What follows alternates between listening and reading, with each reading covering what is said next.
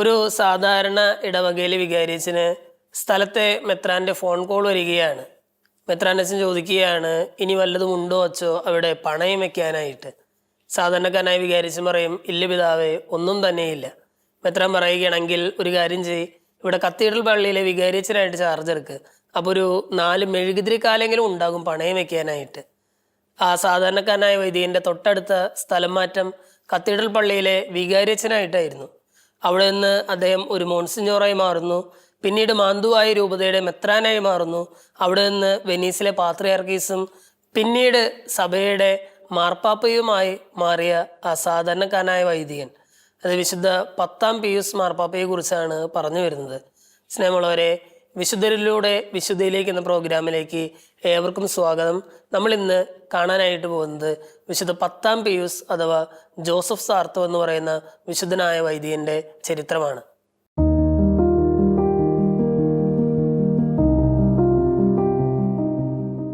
ഇറ്റലിയുടെ വടക്കൻ പ്രദേശത്തുള്ള ഒരു ചെറിയ ഗ്രാമമായിരുന്നു റീസ്. അവിടെയുള്ള പോസ്റ്റ്മാനായിരുന്നു ജിയോവാനി ബാറ്റിസ്റ്റ സാർത്തോ എന്ന് പറയുന്ന പോസ്റ്റ്മാൻ. അദ്ദേഹത്തിൻ്റെ ഭാര്യ മർഗരീത്ത, അവർക്ക് ആദ്യമേ തന്നെ 2 കുട്ടികൾ ഉണ്ടാവുകയാണ്. ഈ 2 കുട്ടികളും നന്നേ ചെറിയ പ്രായത്തിൽ തന്നെ പെട്ടെന്ന് മരിച്ചു പോകുന്നു. 3-ാമത് ഒരു ആൺകുട്ടി അവർക്ക് ജനിക്കുന്നു. ആൺകുട്ടിക്ക് അവർ വളരെ ഓമനിച്ച് ജോസഫ് എന്ന് പറയുന്നൊരു പേര് കൊടുക്കുന്നു. ജോസഫിനെ അവർ വീട്ടിൽ ബെപ്പോ എന്ന് ഒരു കളിപ്പേര് അല്ലെങ്കിൽ വിളിപ്പേരായിട്ട് ബെപ്പോ എന്നുള്ളൊരു പേരും കൂടി അവർ നിർദ്ദേശിക്കുകയാണ്. ജോസഫിന് ശേഷം ആ കുടുംബത്തിലേക്ക് 7 മക്കൾ കൂടി കടന്നു വരികയാണ്. പിന്നെ മൊത്തത്തിൽ 10 മക്കളുണ്ടായിരുന്ന ഈ ദമ്പതിമാര് ആദ്യത്തെ 2 മക്കളും ദൈവം തിരികെ എടുത്തപ്പോൾ ബാക്കി ഉണ്ടായിരുന്ന 8 മക്കളെയും വിശുദ്ധിയിലും വിജ്ഞാനത്തിലും വളർത്താനായിട്ട് ദരിദ്ര കുടുംബമായിരുന്നിട്ട് പോലും ഈ മാതാപിതാക്കളെ ശ്രദ്ധിച്ചു എന്ന് നമുക്ക് മനസ്സിലാക്കാനായിട്ട് സാധിക്കും. മാതാപിതാക്കളെ ഈ കുഞ്ഞുങ്ങൾ വളർത്തിക്കൊണ്ടുവരുന്നതിൽ ഒരു പരിധി വരെ സഹായിച്ചിരുന്നത് മൂത്ത ചേട്ടനായിരുന്ന അല്ലെങ്കിൽ ഇവരുടെ മൂത്ത മകനായിരുന്ന ജോസഫ് സാർത്തോ എന്ന് പറയുന്ന നമ്മുടെ കഥാനായകനായിരുന്നു. ഒരു പിടി നല്ല ശീലങ്ങൾ സാർത്തോ കുടുംബത്തിലുണ്ടായിരുന്നു. രാവിലെ എണീക്കുമ്പോഴും രാത്രി ഉറങ്ങുമ്പോഴും ദൈവത്തിന് നന്ദി പറഞ്ഞ് സ്തുതിച്ച് പ്രാർത്ഥിക്കുക എന്നുള്ളതായിരുന്നു ഒന്നാമത്തെ ശീലം. എല്ലാ ദിവസവും ബൈബിളിലെ ഒരധ്യായമെങ്കിലും വായിച്ച് എല്ലാവരും ധ്യാനിക്കുക എന്നുള്ളതായിരുന്നു മറ്റൊരു ശീലം. ആഹാരത്തിന് മുമ്പും ആഹാരത്തിന് ശേഷവും പ്രാർത്ഥിക്കുന്ന നല്ലൊരു ശീലവും ആ കുടുംബത്തിലുണ്ടായിരുന്നു. അതുകൊണ്ട് തന്നെ വിശുദ്ധരായിട്ട് ഈ മക്കള് വളർന്നു വരുന്നതിൽ മാതാപിതാക്കൾ വഹിച്ച പങ്ക് വളരെ വലുതായിരുന്നു എന്ന് നമുക്ക് കാണാനായിട്ട് സാധിക്കും. 11-ാമത്തെ വയസ്സിലാണ് ജോസഫ് സാർത്തോ ആദ്യമായിട്ട് വിശുദ്ധ കുർബാന സ്വീകരിച്ചത്. ദിവ്യകാരുണ്യത്തിന്റെ പാപ്പ എന്നറിയപ്പെടുന്ന ഈ ജോസഫ് സാർത്തോയുടെ ജീവിതത്തിലെ ദിവ്യകാരുണ്യനാഥനുമായിട്ടുള്ള ഒരു അടുപ്പം അതിൽ ആദ്യ കുർബാന സ്വീകരണത്തിന്റെ ദിവസം വളരെ വലിയ പങ്ക് വഹിച്ചിട്ടുണ്ടെന്ന് നമുക്ക് മനസ്സിലാക്കാനായിട്ട് സാധിക്കും. വളരെ നന്നായിട്ട് ഒരുങ്ങി പഠിച്ച് വിശുദ്ധിയോടുകൂടി അവൻ ആദ്യ കുർബാന സ്വീകരണം നടത്തി. 2 ദിവസം കഴിഞ്ഞപ്പോൾ ആദ്യ കുർബാന സ്വീകരണം കഴിഞ്ഞ 3-ാം ദിവസം അദ്ദേഹം തൻ്റെ വികാരിച്ചനെ കാണാനായിട്ട് വരികയാണ്. വികാരിച്ചൻ്റെ അടുത്ത് വന്നിട്ട് പറയും, വികാരിച്ച, എനിക്കൊരു ആഗ്രഹമുണ്ട്, എനിക്കൊരു വൈദികനാകണം. വികാരിച്ചന് വലിയ ഞെട്ടലൊന്നും ഉണ്ടായിരുന്നില്ല. കാരണം ഇവൻ്റെ മട്ടും ഭാവവും കണ്ടിട്ട് ഇവൻ വൈദികനാകുമെന്ന് വികാരിച്ചൻ നേരത്തെ മനസ്സിൽ ഉറപ്പിച്ചിരുന്നു. വികാരിച്ചൻ പറയുന്ന ഒരു കാര്യം ചെയ്യ്, എല്ലാ ദിവസവും കുർബാനയ്ക്ക് വന്നോ, കുർബാനയ്ക്ക് ശേഷം ഞാൻ നിന്നെ ലത്തീൻ ഭാഷ പഠിപ്പിക്കാം. കാരണം അന്ന് ലത്തീൻ ഭാഷ പഠിക്കണം, സെമിനാറിൽ ചേരണം എന്നുണ്ടെങ്കിൽ. വികാരിച്ചൻ പറയും, നീ കുർബാനയ്ക്ക് സഹായിച്ചാൽ മതി, കുർബാനയ്ക്ക് ശേഷം ഞാൻ എന്നും നിന്നെ ലത്തീൻ ഭാഷ പഠിപ്പിച്ചോളാം. അവന് ഭയങ്കര സന്തോഷമായി. എല്ലാ ദിവസവും വിശുദ്ധ കുർബാനയ്ക്ക് അവൻ ഉത്സാഹത്തോടെ വരും. അതിലേറെ ഉത്സാഹത്തോടു കൂടിയിട്ട് ലത്തീൻ ഭാഷയുടെ ക്ലാസ്സിലും അവൻ പങ്കുചേരും. കുടുംബത്തിലെ നല്ല ശീലങ്ങളോടൊപ്പം വൈദികനാകാനായിട്ടുള്ളൊരു ആഗ്രഹം ഉള്ളിലുള്ളത് കൊണ്ട് തന്നെ ജോസഫ് അന്ന് മുതൽ പുതിയൊരു നിശ്ചയം കൂടി എടുത്തു. അതായത് എല്ലാ ദിവസവും ദിവ്യകാരുണ്യ സന്നിധിയിൽ ഒരു അല്പസമയം ചെലവഴിക്കും. കാരണം ദിവ്യകാരുണ്യനാഥനുമായിട്ടുള്ള ഏറ്റവും അടുത്ത നിമിഷങ്ങൾക്കായിട്ടാണ് ഞാൻ ഒരുങ്ങിക്കൊണ്ടിരിക്കുന്നത്. ഭാവിയിൽ ഒരു വിശുദ്ധനായി വൈദികനാകണമെന്ന് എനിക്ക് വളരെ ആഗ്രഹമുണ്ട്. അത് കാരണം തന്നെ ചെറിയ പ്രായം മുതലേ ദിവ്യകാരുണ്യനാഥനുമായിട്ടുള്ള അടുപ്പം കാത്തു സൂക്ഷിക്കാൻ വേണ്ടിയിട്ട് ജോസഫ് സാർത്തോ കുടുംബത്തിലെ നല്ല ശീലങ്ങളോടൊപ്പം തന്നെ എല്ലാ ദിവസവും വിശുദ്ധ കുർബാനയുടെ മുമ്പിലിരുന്ന് ഒരു അല്പസമയം പ്രാർത്ഥിക്കുക എന്നുള്ള ഒരു പുതിയ ശീലം കൂടി വളർത്തിയെടുക്കുകയാണ്. അങ്ങനെ വളരെ ഭംഗിയായിട്ട് പൗരോഹിത്യ പരിശീലനത്തിൻ്റെ ആദ്യത്തെ ഏറ്റവും അടിസ്ഥാനപരമായിട്ടുള്ള കാര്യങ്ങൾ ചെയ്തുകൊണ്ടിരിക്കുന്നതിനിടയിൽ ഒരു ദിവസം ജോസഫിന്റെ പിതാവ് അദ്ദേഹത്തോട് പറയും, ജോസഫ് ഒരു കാര്യം ചെയ്യണം, നീ ഈ കുടുംബത്തിലെ മൂത്ത കുട്ടിയാണ് അല്ലെ, മൂത്ത കുട്ടിയാണ്, ഈ കുടുംബം അതീവ ദാരിദ്ര്യത്തിലൂടെയാണ് കടന്നു പോയിക്കൊണ്ടിരിക്കുന്നത് എന്ന് നിനക്കറിയാം. നീ ഒരു കാര്യം ചെയ്യ്, കുറച്ച് നാൾ പഠിപ്പൊക്കെ നിർത്തിയിട്ട് എന്തെങ്കിലും ജോലി എടുത്ത്, അല്ലെങ്കിൽ എന്നെ സഹായിച്ചോ അല്ലെങ്കിൽ എന്തെങ്കിലും ജോലി എടുത്തോ ഈ കുടുംബത്തിനെ ഒന്ന് സഹായിക്കുക. നമ്മുടെ ദാരിദ്ര്യമൊക്കെ കുറച്ച് കുറഞ്ഞതിന് ശേഷം നിനക്ക് വേറെ എന്തെങ്കിലും കാര്യങ്ങളിലേക്ക് കടക്കാം, അല്ലെങ്കിൽ വൈദിക പരിശീലനം നിനക്ക് വേണമെങ്കിൽ തുടരാം എന്നൊക്കെ പറയുമ്പോഴും അന്ന് ഇദ്ദേഹത്തിന്റെ അമ്മ അപ്പനെ എതിർക്കുകയാണ്. അപ്പനോട് പറയുകയാണ്, അത് വേണ്ട, ബെപ്പോ പഠിക്കട്ടെ, അതായത് ജോസഫ് സാർത്തോ അവൻ നന്നായി പഠിക്കട്ടെ, അവൻ വളർന്ന് നല്ലൊരു വൈദികനാകട്ടെ, നമുക്ക് എല്ലാവർക്കും വേണ്ടി പ്രാർത്ഥിക്കട്ടെ, അതാണ് ആവശ്യം, അവൻ പഠനത്തിൽ ശ്രദ്ധ കേന്ദ്രീകരിക്കട്ടെ എന്ന് പറഞ്ഞിട്ട് പിതാവിന്റെ നിർദ്ദേശത്തെ അമ്മ പതുക്കെ തള്ളിക്കളയുകയാണ്.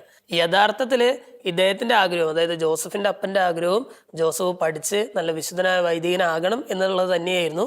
അതുകൊണ്ട് തന്നെ അമ്മയുടെ നിർദ്ദേശത്തെ അദ്ദേഹം പൂർണ്ണമായും ഉൾക്കൊള്ളുകയാണ്. പ്രൈമറി വിദ്യാഭ്യാസവും ലത്തീൻ ഭാഷയിലുള്ള പ്രാവീണ്യവും മാത്രം പോരാ സെമിനാരിൽ ചേരാനായിട്ട്, മറിച്ച് പ്രൈമറി വിദ്യാഭ്യാസം മാത്രം പോരാ ഹൈസ്കൂൾ വിദ്യാഭ്യാസം കൂടി വേണം. ഹൈസ്കൂൾ വിദ്യാഭ്യാസം ലഭിക്കണമെങ്കിൽ 8 മൈൽ അകലെയാണ് ആകെയുള്ള ഒരു സ്കൂള്. ഇദ്ദേഹം എന്ത് ചെയ്യുന്നു, എല്ലാ ദിവസവും ഈ 8 മൈൽ ദൂരം സഞ്ചരിച്ചിട്ടാണ് സ്കൂളിലേക്ക് എത്തുന്നത്. പിന്നീട് ഇദ്ദേഹം മെത്രാനായി കഴിഞ്ഞതിന് ശേഷം അവിടെയുള്ള നാട്ടിൻപുറത്തുള്ള ഒരു കൃഷിക്കാരൻ ഇദ്ദേഹത്തെ കുറിച്ച് സാക്ഷ്യപ്പെടുത്തുന്നത് എങ്ങനെയാണ്, ആ ചെറിയ പയ്യൻ ജോസഫ് എല്ലാ ദിവസവും ഈ 8 മൈൽ ദൂരം ഇവൻ നല്ല സ്പീഡിൽ ഓടുന്ന സമയത്ത് ഷൂസ് രണ്ടും ഇങ്ങനെ ലേസ് പരസ്പരം കെട്ടിയിട്ട് കഴുത്തിലിട്ടിട്ടാണ് ഇവൻ ഓടുന്നത്. കാരണം ആ ഷൂസ് തേഞ്ഞു പോകാതിരിക്കാനാണെന്ന് കാണുന്ന എല്ലാവർക്കും അറിയാം. ഭയങ്കര സ്പീഡിൽ ഓടും. അതിൻ്റെ ഇടയിലാണ് ഇദ്ദേഹം ഭക്ഷണം പോലും കഴിക്കുന്നത്, ബ്രേക്ക്ഫാസ്റ്റ് പോലും കഴിക്കുന്നത് ഈ ഓട്ടത്തിനിടയിലാണ്. എന്നിട്ട് ഈ കൃഷിക്കാരൻ പറയുകയാണ്, സാധനക്കാരനായ കൃഷിക്കാരൻ പറയുകയാണ്, പക്ഷേ എത്രയൊക്കെ തിരക്കുണ്ടെങ്കിലും ഈ ഗ്രാമത്തിന്റെ അതിർത്തിയിലുള്ള ഒരു മാതാവിന്റെ ചെറിയൊരു കപ്പേളയുണ്ട്. എത്രയൊക്കെ തിരക്കുള്ള ദിവസമാണെങ്കിലും അവൻ ആ കപ്പേളയിൽ കയറിയിട്ട് 2 മിനിറ്റ് പ്രാർത്ഥിക്കാതെ അവൻ സ്കൂളിലേക്ക് കയറാറില്ല. അത്രയും ഭക്തി നിറഞ്ഞ, തീക്ഷ്ണത നിറഞ്ഞ ഒരു പയ്യനെ കുറിച്ചുള്ള ഒരു ഗ്രാമീണ, ഒരു സാധാരണ കർഷകന്റെ ഒരു സാക്ഷ്യപ്പെടുത്തലാണിത്. 4 വർഷത്തെ ഹൈസ്കൂൾ വിദ്യാഭ്യാസം കഴിഞ്ഞു. ഇനി അടുത്ത പടി എന്ന് പറഞ്ഞാൽ സെമിനാരിയിൽ ചേരലാണ്. പ്രൈമറി വിദ്യാഭ്യാസം കഴിഞ്ഞു, ലത്തീൻ ഭാഷ പഠനം കഴിഞ്ഞു, ഹൈസ്കൂൾ വിദ്യാഭ്യാസം കഴിഞ്ഞു. ഇനി വളരെ എളുപ്പത്തിൽ സെമിനാരി പ്രവേശനം ലഭിക്കും. പക്ഷേ അപ്പോഴും ദാരിദ്ര്യം എന്ന് പറയുന്ന ഒരു വലിയ കടമ്പയുണ്ട് അല്ലെ. ദാരിദ്ര്യം അത് വലിയൊരു പ്രതിസന്ധിയായിട്ട് ജോസഫിന്റെ ജീവിതത്തിൽ വരികയാണ്. സെമിനാരിൽ ചേരണമെന്നുണ്ടെങ്കിൽ സെമിനാരിലെ ഫീസും താമസ ചെലവും മറ്റു കാര്യങ്ങൾക്കൊക്കെ ആയിട്ട് വലിയൊരു തുക ആവശ്യമാണ്. ആ തുക കൊടുക്കാനായിട്ട് ജോസഫിനോ ജോസഫിന്റെ കുടുംബത്തിലെ ആർക്കും സാധിക്കുകയുമില്ല. ജോസഫ് നേരെ വികാരിച്ചനായിട്ടുള്ള ഫുസറോണി എന്ന് പറയുന്ന അച്ഛൻ്റെ അടുത്ത് നിന്ന് പറയുകയാണ്. അച്ഛൻ ജോസഫിനെയും കൂട്ടിയിട്ട് പിതാവിൻ്റെ അടുത്തേക്ക്, മെത്രാന്റെ അടുത്തേക്ക് പോവുകയാണ്. ജോസഫിനെ ചൂണ്ടിക്കാണിച്ചുകൊണ്ട് മെത്രാനോട് പറയുകയാണ്, പിതാവേ, ഇത് ജോസഫ്, ഇവന് വൈദികനാകാനായിട്ടുള്ള വലിയ ആഗ്രഹമുണ്ട്, പക്ഷേ വീട്ടിൽ കുറച്ച് ദാരിദ്ര്യമൊക്കെ ഉണ്ട്, ഇവൻ സമർത്ഥനാണ്, അതുപോലെ തന്നെ ദൈവഭക്തി ഉള്ളവനുമാണ്. ബിഷപ്പ് ജോസഫിനോട് പറയും, ജോസഫ് ഒരു കാര്യം ചെയ്യ്, ട്രിവിസോ രൂപതയ്ക്ക് വേണ്ടിയിട്ട്, അതായത് ആ രൂപതയുടെ പേര് അതാണ്, ട്രിവിസോ രൂപതയ്ക്ക് വേണ്ടിയിട്ട് വൈദികനാകാനായിട്ട് നീ സെമിനാരിൽ ചേര്, അപ്പോൾ എന്തെങ്കിലും രീതിയിലുള്ള സ്കോളർഷിപ്പ് നിനക്ക് ഞാൻ ഒപ്പിച്ചു തരാമെന്ന് പറയുകയാണ്. അങ്ങനെ ജോസഫ് വളരെ സന്തോഷത്തോടെ, വളരെ ആഗ്രഹത്തോടു കൂടിയിട്ട് സെമിനാരി പരിശീലനം തുടങ്ങുകയാണ്. 1852, അതായത് സെമിനാരി പരിശീലനം തുടങ്ങി ആദ്യത്തെ വർഷങ്ങളിൽ തന്നെ അദ്ദേഹത്തിന്റെ അപ്പൻ മരിക്കുകയാണ്. 1852 അപ്പൻ മരിക്കും. സ്വാഭാവികമായിട്ടും നമുക്കറിയാവുന്നതുപോലെ തന്നെ ജോസഫ് ആ കുടുംബത്തിലെ മൂത്ത മകനാണ്. ആ മൂത്ത മകനാണ് തൻ്റെ ഉത്തരവാദിത്തങ്ങളൊക്കെ മാറ്റിവെച്ചിട്ട് സെമിനാരിൽ ചേർന്നിരിക്കുന്നത്. പക്ഷേ അപ്പൻ മരിക്കുമ്പോൾ സ്വാഭാവികമായിട്ട് ആ കുടുംബം അനാഥമായി തീരുമോ എന്നുള്ളൊരു ഭയം ജോസഫിനെയും വേട്ടയാടുന്നു. ജോസഫ് പതിയെ അമ്മയോട് പറയുകയാണ്, അമ്മേ, ഞാൻ 2 വർഷം ബ്രേക്ക് എടുക്കട്ടെ, സെമിനാരി പരിശീലനത്തിൽ നിന്നും 2 വർഷം ബ്രേക്ക് എടുത്തിട്ട് ഞാൻ അത്യാവശ്യം ജോലിയൊക്കെ ചെയ്ത് നമ്മുടെ കുടുംബം ഒന്ന് സ്റ്റേബിൾ ആക്കിയിട്ട് ഞാൻ തിരികെ സെമിനാരിൽ പോയി പഠിച്ചോളാം. അമ്മ പറഞ്ഞു, അതൊന്നും വേണ്ട, നീ സെമിനാരി പരിശീലനത്തിൽ നീ ശ്രദ്ധ കേന്ദ്രീകരിച്ചാൽ മതി, എൻ്റെ മോൻ നല്ലൊരു അച്ഛനായി കാണണമെന്നാണ് അമ്മയുടെയും അതുപോലെ തന്നെ നിൻ്റെ അപ്പൻ്റെയും ആഗ്രഹം. അത് തന്നെയാണ്, നീ പഠനത്തിൽ ശ്രദ്ധ കേന്ദ്രീകരിച്ചാൽ മതി, കുടുംബത്തെക്കുറിച്ച് നീ ആദ്യം കൊള്ളുകയേ വേണ്ട എന്ന് ഈ അമ്മ പറയുകയാണ്. അങ്ങനെ കൂടുതൽ തീക്ഷ്ണതയോടെ ജോസഫ് സെമിനാരിലേക്ക് എത്തുന്നു. 6 വർഷം സെമിനാരിൽ കഠിനാധ്വാനം ചെയ്ത് പഠനകാര്യങ്ങളിലും മറ്റു കാര്യങ്ങളിലും എല്ലാം കഠിനാധ്വാനം ചെയ്ത് ഫിലോസഫിയിലും തിയോളജിയിലും ഡിസ്റ്റിങ്ഷനോടുകൂടി പാസ്സായിട്ട് 1858 സെപ്റ്റംബർ 18 ഒരു പുരോഹിതനായിട്ട് ജോസഫ് സാർത്തോ ഉയർത്തപ്പെടുകയാണ്. ഒരു വൈദികനായതിനു ശേഷം ആദ്യത്തെ നിയമനം കിട്ടിയത് ടോംബോളോ എന്ന് പറയുന്ന ഒരു പള്ളിയിലെ കൊച്ചച്ഛനായിട്ടായിരുന്നു. അവിടുത്തെ വികാരിച്ചിന് കുറച്ച് പ്രായത്തിൻ്റെതായിട്ടുള്ള ബുദ്ധിമുട്ടുകളുള്ള കാരണം അച്ഛൻ ലീവ് ചോദിച്ചിരുന്നൊരു സമയമായിരുന്നു. അപ്പോൾ പിതാവ് ബിഷപ്പ് ചെയ്തൊരു എളുപ്പവഴിയാണ് ജോസഫ് സാർത്തോ അച്ഛനെ ആ ഇടവകയിലേക്ക് അസിസ്റ്റന്റ് വികാരിയായിട്ട് വിടുക എന്നുള്ളത്. അദ്ദേഹം വളരെ സന്തോഷത്തോടെ ആ ഇടവകയിലേക്ക് കടന്നു ചെല്ലുന്നു. ഒരു ദാരിദ്ര്യം പിടിച്ച ഒരു സ്ഥലമായിരുന്നു അത്. അപ്പോൾ ഇദ്ദേഹത്തിന് വളരെ സന്തോഷമായി. അമ്മയുടെ അടുത്ത് ഇദ്ദേഹം ഫോൺ വിളിച്ച് പറയുകയാണ്, അമ്മേ, ഞാനും ദരിദ്രനാണ്, ഇവിടെയുള്ള ആളുകളും ദരിദ്രരാണ്, അവരെ അതുകൊണ്ട് തന്നെ അവരെ നന്നായിട്ട് എനിക്ക് മനസ്സിലാക്കാനായിട്ട് സാധിക്കുമെന്ന് പറയുകയാണ്. അത് സത്യവുമായിരുന്നു. ടോംബോളോ എന്ന് പറയുന്ന ആ സ്ഥലത്തെ ആളുകളെ വളരെ ഭംഗിയായിട്ട് തന്നെ ജോസഫ് സാർത്തോ പഠിച്ചെടുത്തു. അവർക്ക് വേണ്ടിയിരുന്ന കാര്യങ്ങളെല്ലാം ആദ്യ ദിവസങ്ങളിൽ തന്നെ അദ്ദേഹം ചെയ്തു എന്നുള്ളതാണ്. കുടുംബ സന്ദർശനത്തിനും മറ്റു കാര്യങ്ങൾക്കും വളരെ പ്രാധാന്യം നൽകിക്കൊണ്ടുള്ള പ്രവർത്തനമായിരുന്നു ജോസഫ് അച്ഛൻ്റേത്. ആദ്യത്തെ ദിവസങ്ങളിൽ തന്നെ അദ്ദേഹം നാട്ടുകാർക്ക് വേണ്ടിയിട്ട് ഒരു ഈവനിങ് ക്ലാസ് വയ്ക്കുകയാണ്. കാരണം അദ്ദേഹത്തിന് മനസ്സിലായി ഇവിടെ പഠനത്തിൻ്റെ ഒരു കുറവുണ്ട്, വിദ്യാഭ്യാസത്തിൻ്റെ ഒരു കുറവുണ്ട്. കൂടാതെ അതിലൂടെ ഉടലെടുത്ത കുറേ ദുരാചാരങ്ങളും അനാചാരങ്ങളും അന്ധവിശ്വാസങ്ങളും ഈ നാട്ടിലുണ്ട് എന്ന് ജോസഫ് സാർത്തോ മനസ്സിലാക്കുന്നു. അദ്ദേഹം പറയുകയാണ്, നമുക്കിവിടെ ഒരു ഈവനിങ് ക്ലാസ് വയ്ക്കാം. സായാഹ്നത്തിൽ എല്ലാവരും കൂടി ഒരുമിച്ച് കൂടുന്നു, നാട്ടുകാർ താല്പര്യമുള്ളവർക്കൊക്കെ ഒരുമിച്ച് കൂടുന്നു. ഈ ജോസഫ് സാർത്തോ അവരെ എഴുതാനും വായിക്കാനും ഒക്കെ പഠിപ്പിക്കുന്നു. അതോടൊപ്പം തന്നെ മറ്റ് ചില സംശയങ്ങൾക്ക് കൂടിയുള്ള ഉത്തരം കൂടി ഇദ്ദേഹം കൊടുക്കുന്നു. അങ്ങനെ പതിയെ പതിയെ ഈവനിങ് ക്ലാസ് ഭംഗിയായിട്ട് മുന്നോട്ട് പോകുന്നതിലൂടെ ആ നാട്ടിലുള്ള വിദ്യാഭ്യാസമുള്ള ആളുകൾ ഇവർക്ക് ക്ലാസ് എടുക്കാനായിട്ട് വരാൻ തുടങ്ങി. അപ്പോൾ ജോസഫ് അച്ഛൻ ഇത്തിരി കൂടി ഫ്രീ ആയി, അച്ഛൻ ഇത്തിരി അകലെ അങ്ങോട്ട് മാറിയിരിക്കും. അപ്പോൾ ഈ ക്ലാസ് കേട്ടിട്ട് ആർക്കെങ്കിലും എന്തെങ്കിലും സംശയങ്ങളൊക്കെ തോന്നുന്നുണ്ടെങ്കിൽ അച്ഛൻ്റെ അടുത്ത് വന്ന് സംശയം തീർക്കാം. അങ്ങനെ ഈവനിങ് ക്ലാസ്സുകൾ പതിയെ നല്ല നല്ല സംശയങ്ങളിലേക്കും ഈ സംശയങ്ങൾ കുമ്പസാരത്തിലേക്കും കുമ്പസാരം വിശുദ്ധ കുർബാനയിലേക്കും നയിക്കുന്ന സ്ഥിതി വന്നു. വളരെ ഭംഗിയായിട്ട് അച്ഛൻ അവിടെയുള്ള ശുശ്രൂഷ നിർവഹിക്കുകയാണ്. വീട് സന്ദർശനമായും യുവതീ-യുവാക്കൾക്കുള്ള ക്ലാസ്സുകളായും രോഗീ പരിചരണത്തിലുള്ള ചില നിർദ്ദേശങ്ങളായിട്ടും അല്ലെങ്കിൽ അവർക്കുള്ള പ്രാക്ടിക്കൽ സെഷനുകളായിട്ടും വളരെ വളരെ ക്രിയേറ്റീവായിട്ടുള്ള രീതിയിൽ ഇടവകക്കാർക്ക് വേണ്ടിയിട്ടുള്ള പല കാര്യങ്ങൾ അച്ഛൻ അവിടെ ചെയ്യുകയാണ്. ഇത്രയൊക്കെ തിരക്കിനിടയിലും അദ്ദേഹം സഭയെക്കുറിച്ചും സഭാ കാര്യങ്ങളെക്കുറിച്ചും പഠിക്കാനായിട്ട് സമയം കണ്ടെത്തിയിരുന്നു. സെന്റ് തോമസിന്റെ ദർശനങ്ങളിലും കാനൻ ലോയിലും അദ്ദേഹം ഇതിനോടകം ഡോക്ടറേറ്റ് എടുത്തു കഴിഞ്ഞിരുന്നു എന്ന് നമുക്ക് മനസ്സിലാക്കാനായിട്ട് സാധിക്കും. പിന്നെ ടോംബോളോയിലെ അദ്ദേഹത്തിൻ്റെ വൈദിക ജീവിതത്തിന് ശേഷം രണ്ടാമത്തെ പള്ളിയിലേക്ക് അദ്ദേഹത്തെ വികാരിയെ തന്നെ പിതാവ് നിയമിക്കുകയാണ്. ഈ രണ്ടാമത്തെ പള്ളിയിൽ വികാരിച്ചനായിരിക്കുമ്പോഴാണ്, രണ്ടാമത്തെ പള്ളിയിൽ വന്നതിന് ശേഷവും ഈ ഒന്നാമത്തെ പള്ളിയിൽ ഉണ്ടായിരുന്ന അതേ കാര്യങ്ങൾ തന്നെ അദ്ദേഹം ഇവിടെയും ഇംപ്ലിമെന്റ് ചെയ്യുകയാണ്. ഈവനിങ് ക്ലാസ്സുകളും മറ്റു കാര്യങ്ങളും എല്ലാം ഇവിടെയും അതേപടി അദ്ദേഹം ആവർത്തിക്കുകയാണ്. നാട്ടുകാർക്കെല്ലാം വളരെ സ്നേഹമുള്ള ഒരു വികാരിച്ചനായിട്ട്, വിശുദ്ധിയും വിജ്ഞാനവുമുള്ള ഒരു വികാരിച്ചനായിട്ട് അദ്ദേഹം വളർന്നു വരികയാണ്.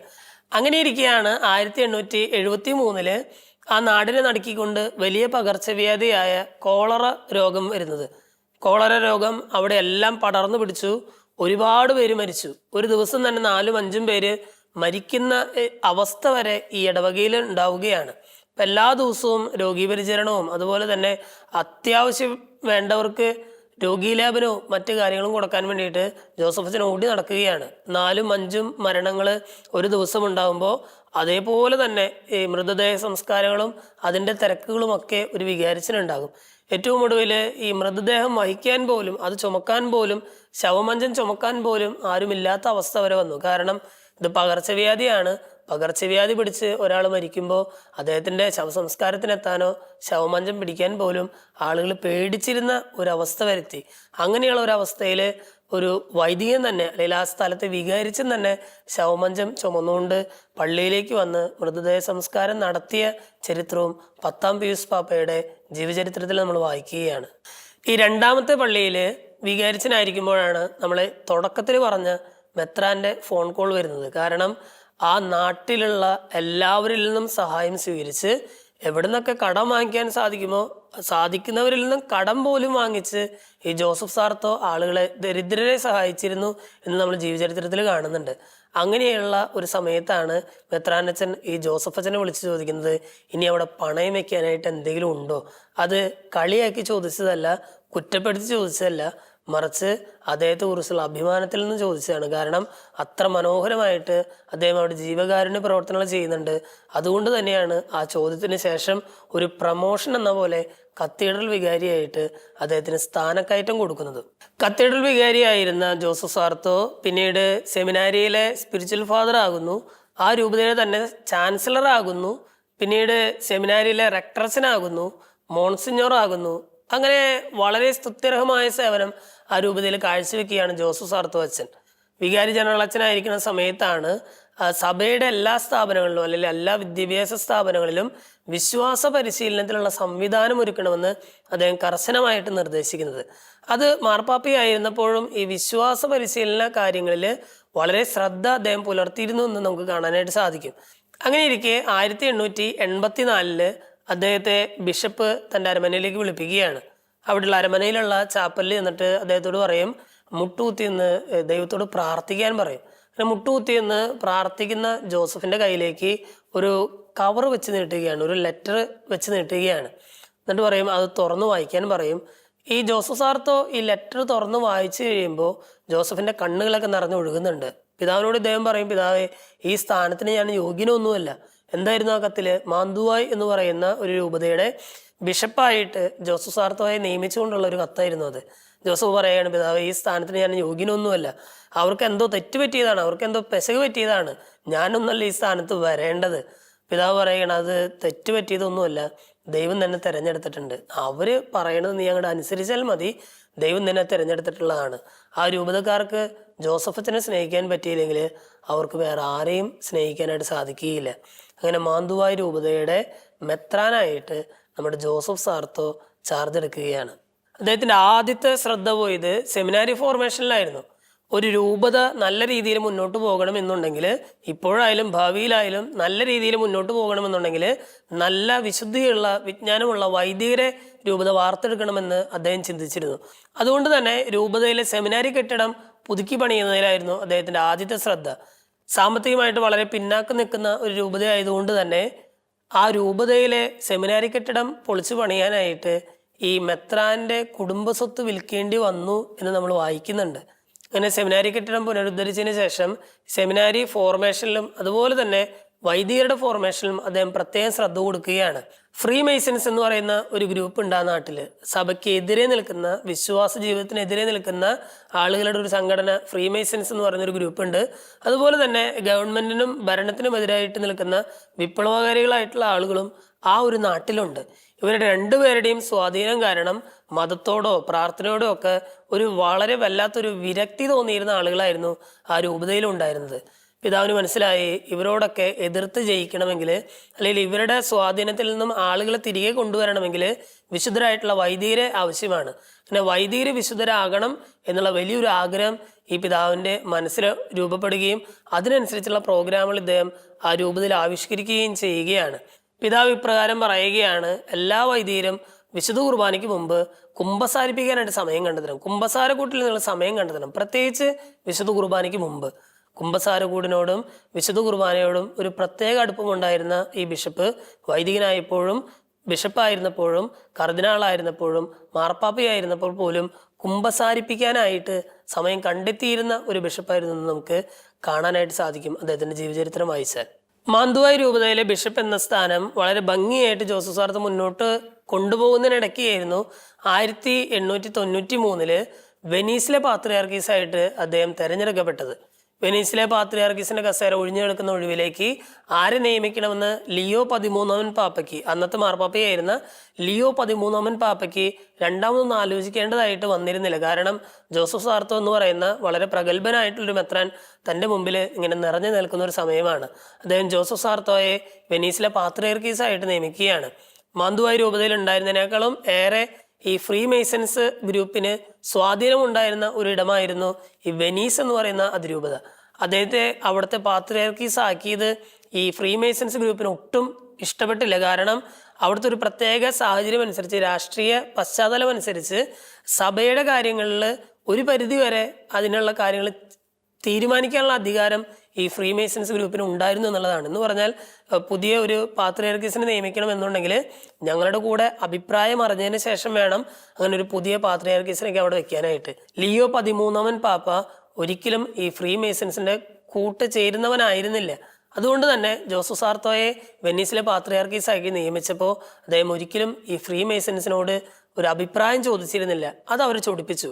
അതുകൊണ്ട് തന്നെ ഫ്രീമേസൺസിന്റെ നിർബന്ധപ്രകാരം 18 മാസത്തോളം വെനീസിൽ നിന്ന് കാലുകുത്താൻ പോലും അദ്ദേഹത്തിന് സാധിക്കുന്നില്ല. 18 മാസം കഴിഞ്ഞപ്പോഴേക്കും ഈ ഫ്രീമേസൺസിന്റെ പിടിയൊന്ന് അയയുന്നു. അവർ വിചാരിക്കുന്നു ഇനിയും ഈ സ്ഥിതി മുന്നോട്ട് പോയാൽ ജനങ്ങൾ തങ്ങൾക്കെതിരാകും. അതുകൊണ്ട് തന്നെ അവര് ഈ നിയമനത്തെ അംഗീകരിക്കുകയാണ്. പക്ഷെ കഥയിൽ വന്ന ഒരു മാറ്റം ഇതാണ്. ഈ 18 മാസം കൊണ്ട് ജോസഫ് സാർത്തോ എന്ന് പറയുന്ന മനുഷ്യൻ ആകെ മാറിപ്പോയിരുന്നു. കാരണം വളരെ ശാന്തനായിട്ട് വളരെ വിനീതനായിട്ട് മാന്തുവ രൂപതയെ നയിച്ചിരുന്ന ഒരു ബിഷപ്പിനെ അല്ല വെനീസിലെ പാത്രിയാർക്കീസ് സാഹിബ് കണ്ടത്. വളരെ ശക്തിയുക്തം ഫ്രീമേസൺസിനെ കടന്നാക്രമിക്കുന്ന ആ തരത്തിലുള്ള പ്രവർത്തനങ്ങളുമായിട്ട് മുന്നോട്ട് പോകുന്ന ഒരു പാത്രിയാർക്കീസിനെയാണ് നമ്മൾ വെനീസിലെ പാത്രിയാർക്കീസ് ആയിരുന്ന ജോസഫ് സാർത്തോയിൽ കാണുന്നത്. വളരെ ശാന്തനായിരുന്ന ഒരു മനുഷ്യൻ, വളരെ ധീരനും ശക്തനുമായിട്ട് സഭയ്ക്കെതിരെ വരുന്ന ശത്രുക്കളോട് പോരാടുന്ന ഒരു രീതിയാണ് വെനീസിലെ നമ്മൾ ജോസഫ് സാർത്തോയിൽ കണ്ടുവരുന്നത്. വെനീസിലെ പാത്രിയാർക്കീസ് ആയിരുന്ന സമയത്ത് ഏറ്റവും പ്രധാനപ്പെട്ട 3 കാര്യങ്ങളാണ് അദ്ദേഹം ചെയ്തത്. ഒന്ന്, സ്ഥിരം ചെയ്യാറുള്ളത് പോലെ തന്നെ സെമിനാരി ഫോർമേഷനിൽ അദ്ദേഹം വളരെ ശ്രദ്ധ കൊടുത്തു. അവിടുത്തെ സെമിനാരി ഫോർമേഷനും വൈദികരുടെ ഫോർമേഷനിലും വളരെയധികം ശ്രദ്ധിച്ചു. രണ്ടാമതായിട്ട് ലിറ്റർജിയുടെ കാര്യത്തിൽ ഇത്തിരി കൂടി ശ്രദ്ധിച്ചു. കാരണം വളരെ ആഘോഷമായിട്ട് ഈ ലിറ്റർജി മുന്നോട്ട് കൊണ്ടുപോകാനുള്ള ചില നിർദ്ദേശങ്ങളൊക്കെ അദ്ദേഹം മുന്നോട്ട് വയ്ക്കുന്നുണ്ട്. മൂന്നാമതായിട്ട് വളരെ വിപ്ലവാത്മകപരമായിട്ടുള്ള ഒരു തീരുമാനം എടുത്തതായിരുന്നു സഭയുടെ കാര്യത്തിൽ ഈ രാഷ്ട്രീയം ഇടപെടേണ്ട കാര്യമൊന്നുമില്ല. സഭയുടെ കാര്യം സഭ നോക്കിക്കോളാം, അല്ല ദൈവത്തിനുള്ള ദൈവത്തിനും സീസണിനുള്ള സീസണിനും എന്ന് പറയുന്നത് പോലെ സഭയുടെ കാര്യത്തിൽ രാഷ്ട്രീയത്തെ വലിച്ചഴിക്കേണ്ട കാര്യമൊന്നുമില്ല. അപ്പൊ ആ ഒറ്റ തീരുമാനത്തിലൂടെ ഇവിടെയുള്ള ഫ്രീമേസൺസിനും അതുപോലെ തന്നെ ആ സമൂഹത്തിൽ ഉണ്ടായിരുന്ന ചില വിപ്ലവകാരികൾക്കും സഭയിൽ ഉണ്ടായിരുന്ന ഒരു പിടുത്തം അതൊക്കെ പതുക്കെ അഴിഞ്ഞു തുടങ്ങി എന്നുള്ളതാണ്. ഈ 3 കാര്യങ്ങളാണ് പ്രധാനമായിട്ടും ഇദ്ദേഹം വെനീസിലെ പാത്രിയാർക്കീസ് ആയിരുന്ന സമയത്ത് ഇദ്ദേഹം ചെയ്യുന്നത്. 1903 ലിയോ 13 പാപ്പ ദിവംഗതനായി. അദ്ദേഹത്തിന്റെ മരണത്തെ തുടർന്ന് കർദിനാളന്മാരെല്ലാവരും കൂടിയിട്ട് കോൺക്ലേവ് കൂടി. പക്ഷേ ആ കോൺക്ലേവില് ഈ ജോസഫ് സാർത്തോ മാർപ്പാപ്പയായിട്ട് തിരഞ്ഞെടുക്കപ്പെടാനായിട്ടുള്ള യാതൊരു വക സാധ്യതയും ആരും കൽപ്പിച്ചിരുന്നില്ല. അന്നത്തെ വത്തിക്കാന്റെ സ്റ്റേറ്റ് സെക്രട്ടറി ആയിരുന്ന ഒരു കർദിനാളിനെ ആയിരുന്നു അവരെല്ലാവരും മാർപ്പാപ്പയാകും എന്ന് കരുതിയിരുന്നത്. പക്ഷേ ഒന്നാമത്തെ വോട്ടിംഗ് കഴിഞ്ഞപ്പോൾ ആർക്കും വ്യക്തമായ ഭൂരിപക്ഷം കിട്ടാത്ത ഒരവസ്ഥ വന്നു. രണ്ടാമത്തെ വോട്ടിങ്ങിലും അത് തന്നെ അവസ്ഥ, മൂന്നാമത്തെ വോട്ടിങ്ങിലും അത് തന്നെ അവസ്ഥ. 4ാമത്തെ വോട്ടിങ് കഴിഞ്ഞ് 5ാമത്തെ വോട്ടിങ്ങിലാണ് ജോസഫ് സാർത്തോയെ, അപ്പോഴേക്കും ജോസഫ് സാർത്തോ എന്നുള്ള പേര് അവിടെ എല്ലാം മുഴങ്ങി കേട്ടു. 5ാമത്തെ വോട്ടിങ്ങിൽ ജോസഫ് സാർത്തോയെ മാർപ്പാപ്പയായിട്ട് സഭയുടെ പുതിയ അമരക്കാരനായിട്ട് ഈ കർദിനാൾമാരുടെ സംഘം തിരഞ്ഞെടുക്കുകയാണ്.